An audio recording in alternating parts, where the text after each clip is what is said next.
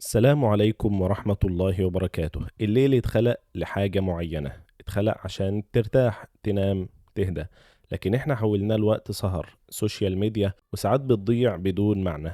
في الفيديو ده هنتكلم عن أضرار السهر، بس مش أضرار على الجسم بس، أضرار على روحك عقلك دينك.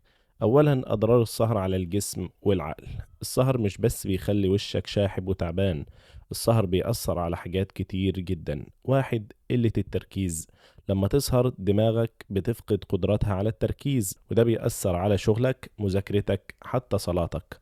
اتنين، ضعف المناعة. العلماء قالوا ان الجسم اللي ما بينامش كويس جهازه المناعي بيبقى ضعيف، وده يخليك معرض للأمراض بسهولة لا قدر الله.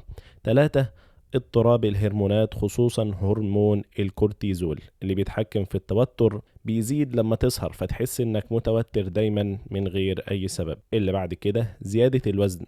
السهر مرتبط بالجوع المتأخر، اكل غير صحي وسمنة. النوم الجيد بيحسن الذاكرة والمزاج والمناعة، والعكس تماما بيحصل لما تسهر. تاني حاجة، أضرار السهر على القلب والروح. خلينا نخرج شوية من الجانب الطبي وندخل على الأخطر، أثر السهر على قلبك وقربك من ربنا سبحانه وتعالى. ربنا سبحانه وتعالى قال: وجعلنا الليل لباسا، يعني الليل اتخلق للهدوء والستر والراحة. لكن لما قلبت ليلك نهار ونومتك اتلخبطت، صلاتك بتضيع، قيام الليل بيختفي، الفجر بيضيع منك وانت مش حاسس.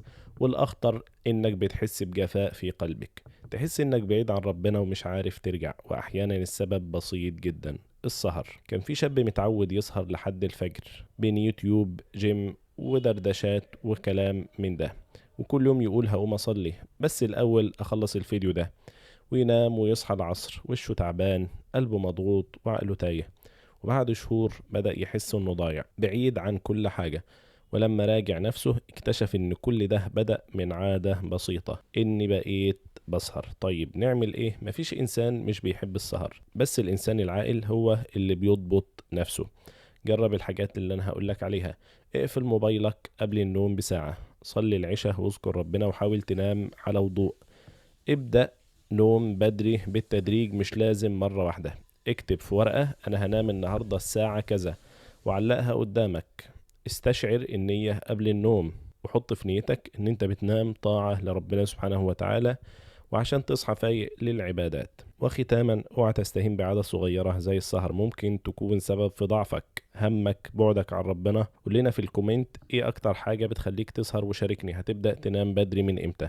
ما تنساش تعمل لايك واشتراك للقناة علشان توصلك فيديوهاتنا اول باول. سلام عليكم.